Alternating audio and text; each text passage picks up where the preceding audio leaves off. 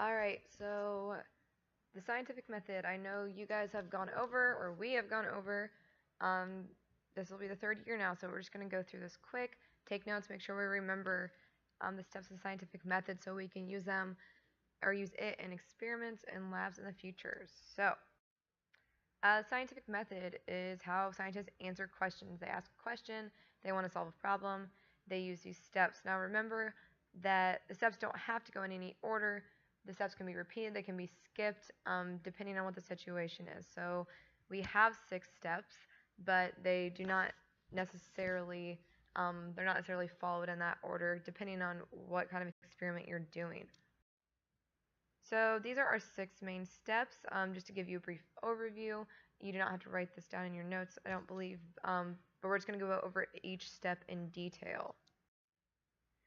All right, our first step is to make an observation or ask a question. So an observation is any use of the sense to gather information. So you see something, you hear something, you smell, taste something, you make an observation that inspires you to ask a question. So if you look outside and you see that the grass is green, you may ask, why is the grass green? Well, hopefully you guys know the answer to that question, but there are lots of things that you may notice and not know why it does that. Like, we're going to get into chemistry in this semester, and you may use a glow stick and say, look at it and see that it glows and wonder, why does that happen?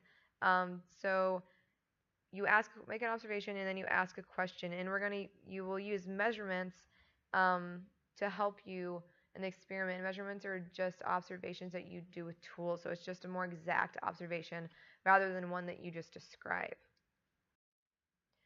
Next, you have to form a hypothesis. So remember that a hypothesis is a possible explanation or answer to a question. So you asked a question, you're forming an answer that you think may be the answer to that question and what you're going to test. And it has to be testable. If you can't test that question or that answer, there's no point in making it because you're never going to get an answer to it. So to stick with the glow stick example, you want to know why glow sticks glow.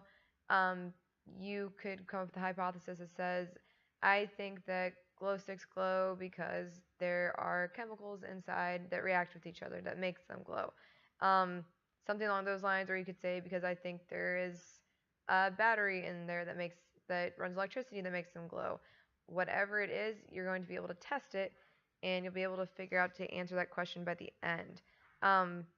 And then with that, you can make a prediction um, using your possible answer predict what's going to be happening in the future.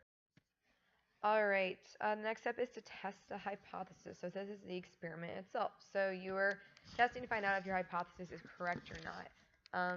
If it's not, then you may have to go back and change how you test the hypothesis in the future.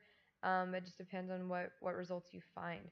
Remember that the type of experiment that we often use is a controlled experiment. So we have control groups that stay constant, and we have one experimental group that we have some variation in. So remember back when we did our plant experiment back in seventh grade, you grew plants, you picked one variable to make an experimental group. So if you did sunlight, you picked to put it in for 2 hours, or put a plant in for 4 hours. You changed that one variable and made it an experimental group, and that so that you could test that for your hypothesis.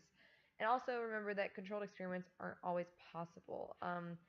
For like our plant experiment, we could easily control that because it was in a classroom setting, but sometimes experiments, if you want to observe them in a natural habitat, like maybe you're observing animals or something along those lines, you can't just control what's going on there, so they're not always feasible. After you have done the experiment, you have to analyze the results. So you look at the data, no matter what the measurements are, could be looking at something with temperature, with length, with area, with time, but you'll have that data, and you have to see if those results are going to support your hypothesis. So when we analyze these results, a couple of the best ways for us to organize this data is to use tables and graphs, because just looking at a bunch of numbers doesn't really mean a whole lot to us unless we can see it organized in a way that helps it make sense for us. Next, you get to draw a conclusion. So once you've seen what that data means, you can conclude whether or not your hypothesis is supported. So it could be supported, it could be not supported. You might have to keep doing or go on with another experiment and change it up a little bit because you don't have enough information to tell for sure what the results meant. So it'll help you decide what you're going to be doing next after this experiment. And the last step is to communicate results. So the communicating results is important because you got to get what you've learned out there. We can tell people what you know. It keeps science going. It keeps research going. People can do experiments to test your information, see if it is correct, see if it is not. And as it gets out there, as it gets out there, there's more chance of it either being proven firmly correct or it being proven wrong, which helps us make new discoveries. So people make presentations, they write papers, they create websites that other people will read and hopefully critique to see if they're correct or not. So that is our 6 steps of scientific method.